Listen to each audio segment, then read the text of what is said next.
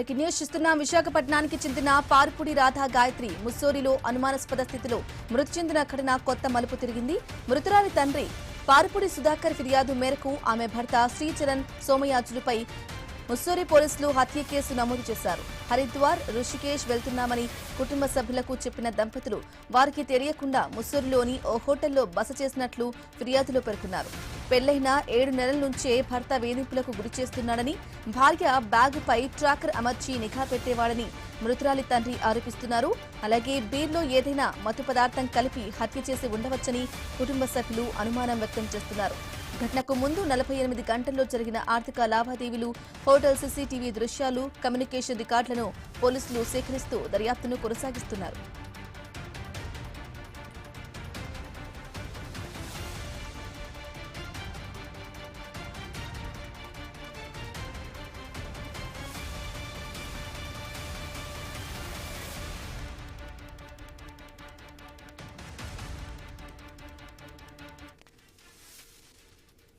రైట్గా రాధా గాయత్రి మృతి ఘటనలో భర్తపై కేసు నమోదైంది. ఇదే విషయానికి సంబంధించి డీటెయిల్స్ అందించడానికి మా ప్రతినిధి రాజు లైవ్ లో అందిస్తారు. రాజు, రాధా గాయత్రి మృతి ఘటనలో పోలీసులు భర్తపై కేసు నమోదు చేసినట్లుగా తెలుస్తుంది. ఏ కేసులు నమోదు చేశారు? అప్డేట్స్ ఏంటి?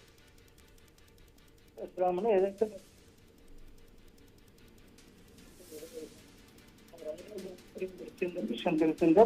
ముస్సోరిలో ఒక హోటల్లో అనుమానాస్పదంగా మృతి చెందినట్టుగా తల్లిదండ్రులకైతే సమాచారం వచ్చింది. దీంతో హుటాహుటిన తల్లిదండ్రులు అయితే ముస్సోరికి వెళ్ళిన తర్వాత అక్కడ షాకింగ్ న్యూస్ అయితే వాళ్ళకి తెలిసినట్టుగా తెలిసింది. గత కొద్ది రోజులుగా కూడా భర్త రాధా గాయత్రి భర్త శ్రీచరణ్ వేధింపుల కారణంగా తను మృతి చెందినట్టుగా అయితే తన తండ్రి మృతురాలి తండ్రి సుధాకర్ అయితే పోలీసులకు ఫిర్యాదు చేయడం జరిగింది. ముస్సోరిలో పోలీసులకు అయితే ఫిర్యాదు చేసిన నేపథ్యంలోనే ఇది ఖచ్చితంగా హత్య అని చెప్పి బీర్లో విషం కలిపి ఇచ్చి ఉంటాడని చెప్పి అనుమానాస్పదంగా కేసు పెట్టడంతో అయితే హత్య కేసు అయితే నమోదైంది. దీనికి సంబంధించి కూడా ముస్సోరిలో ఎఫ్ఐఆర్ కూడా నమోదైంది. దీనికి సంబంధించి శ్రీచరణ్ అయితే పోలీసులు ప్రశ్నించే అవకాశాలు ఉన్నాయి. ముఖ్యంగా చూసుకుంటే అసలు ఉత్తరాఖండ్ వెళ్లిన విషయాన్ని కూడా తల్లిదండ్రులకు చెప్పకుండా భర్త అయితే రాధా గాయత్రిని తీసుకెళ్లాడని చెప్పి తన తండ్రి అయితే ఆరోపిస్తున్న పరిస్థితి కనిపిస్తుంది. అదేవిధంగా అంటే గత 8 నెలల క్రితమే వీరిద్దరికి వివాహం, శ్రీచరణ్ తో గాయత్రికి అయితే వివాహం అయింది.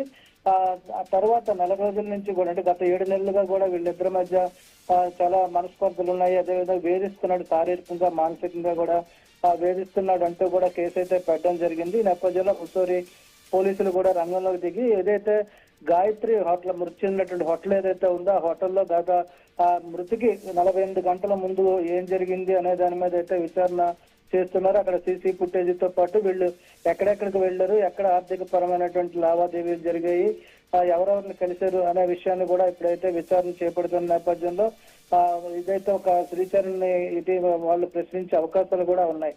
ముఖ్యంగా పెళ్లైన 8 నెలల్లోనే రాధా గాయత్రి మృతి చెందడంతో తల్లిదండ్రులు సుధాకర్ తల్లిదండ్రులు కూడా చాలా విషాదంలో మునిగిపోయారని చెప్పుకోవచ్చు. అంగరంగ వైభవంగా లక్షలు ఖర్చు పెట్టి చేసినటువంటి పెళ్లి ఇలా అర్ధాంతరంగా తన కూతురిని పొట్టన పెట్టుకుంటుందని భావించలేదంట సుధాకర్ కూడా ఆవేదన వ్యక్తం చేస్తున్న పరిస్థితి కనిపిస్తుంది.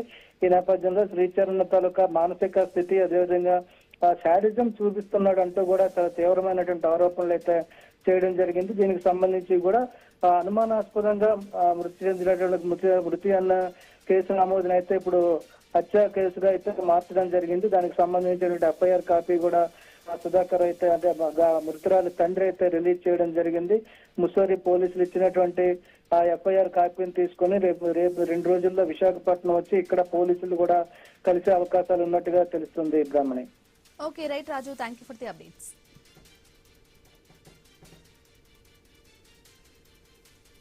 చరణ్ ప్రజల్ని, సమాజాన్ని, పోలీసుల్ని, మీడియాని అందరినీ తప్పుదోవ పట్టిస్తున్నాడు.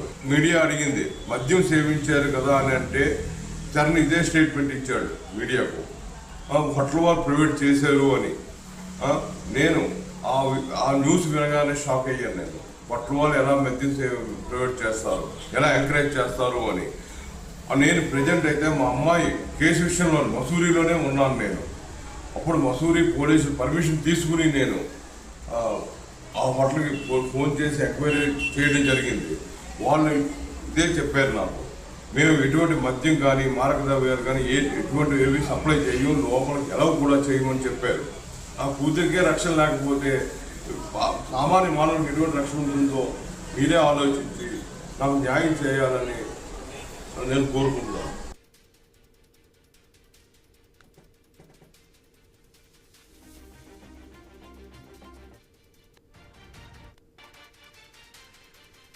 విశాఖపట్నానికి చెందిన పారుపూడి రాధా గాయత్రి ముస్సోరిలో అనుమానాస్పద స్థితిలో మృతి చెందిన ఘటన కొత్త మలుపు తిరిగింది.